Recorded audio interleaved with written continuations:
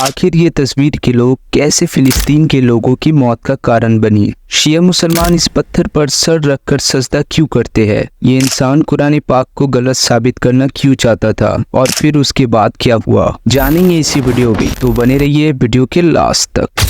इस्लाम में फ्राइडे यानी कि जुम्मा के दिन एक खास और मुबारक दिन माना जाता है। इसकी अहमियत कुरान पाक और हदीस दोनों में बार बार बयान किया गया है। जुम्मे के दिन को सारे दिनों का सरदार कहा गया है। हदीस के मुताबिक जुम्मे के दिन अल्लाह ताला के नजदीक सबसे अफजल दिन माना जाता है। इस दिन अल्लाह की रहमत और बरकत बहुत ज्यादा होती है। जुम्मे के दिन नमाज जुम्मा फर्ज है जो बाज़ जमात मस्जिद में अदा की जाती है। इस नमाज का सवाब दूसरी नमाजों से ज्यादा है और ये मर्द मुसलमान पर वाजिब है।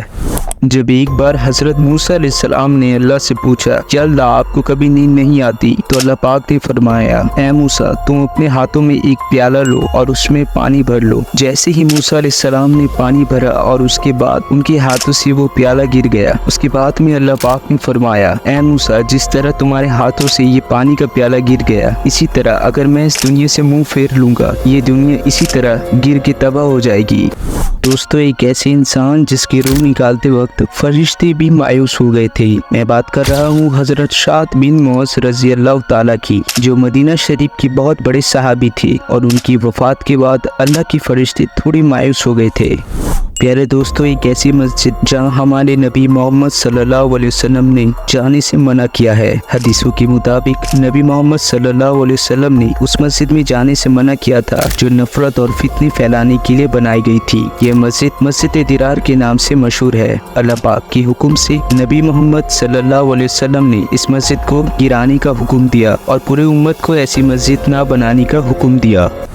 ऐसे लोग जो मरने के बाद भी जिंदा रहते हैं। प्यारे दोस्तों, अल्लाह पाक ने अपनी कुरान शरीफ में फरमाया सूरह अल इमरान आयत नंबर 169 में, और जिन लोगों को अल्लाह के रास्ते में कत्ल किया गया उनको मुर्दा मत समझो, बल्कि वो अपने रब के पास जिंदा है और उनको रिज़्क दिया जाता है। कहने का मतलब ये है कि जो इंसान शहीदी मौत मरता है वो अल्लाह के पास हमेशा जिंदा रहता है और उन्हें अल्लाह पाक रिज़्क भी दिया करते हैं।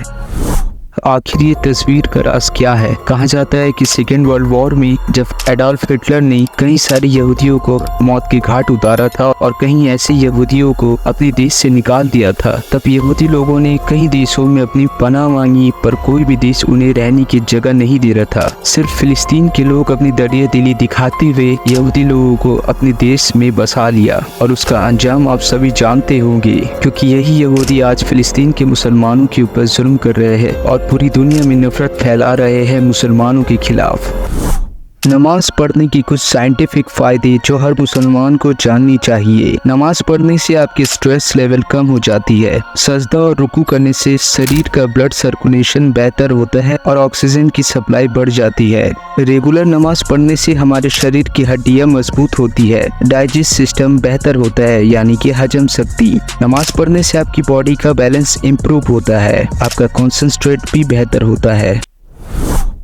शिया मुसलमान जब सजदा करता है तो उसके सर के नीचे एक छोटी सी पत्थर रहती है। उस पत्थर को तुरफा कहा जाता है और ये पत्थर मिट्टी से बनी हुई होती है। कहा जाता है कि ये मिट्टी करबला की मिट्टी से बनती है और ये मिट्टी पर सर रख कर सजदा इसलिए करते हैं। शिया मुसलमानों का मानना है कि सिर्फ पाक जमीन पर सजदा करने को अफजल माना जाता है और ये पाक जमीन मुकद्दस जमीन की निशानी है, यानी कि करबला की जमीन, और ये अमल उनके लिए हजरत इमाम हुसैन और करबला की याद भी दिलाता है।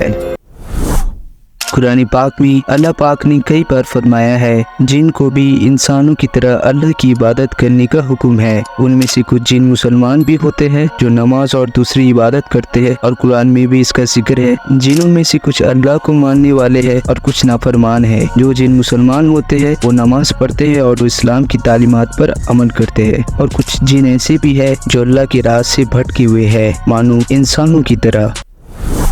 आखिर ये इंसान कुरान पाक को गलत साबित करना क्यों चाहता था? इस इंसान का नाम गैरी मिलर है, जो शुरुआती दिनों में क्रिश्चियन था और पूरी दुनिया को क्रिश्चियन बनाने के लिए इसने सबसे पहले मुसलमानों को टारगेट किया और उनकी पाक किताब यानी कि कुरान शरीफ को गलत साबित करने का ऐलान किया। जब गैरी मिलर ने कुरान शरीफ को पढ़ा तो अल्लाह की रहमत से गैरी मिलर को हिदायत मिली और आज गैरी मिलर एक मुसलमान है जो नमाज भी पढ़ते हैं, रोज़े भी रखते हैं, अल्लाह की सारी इबादत करते हैं।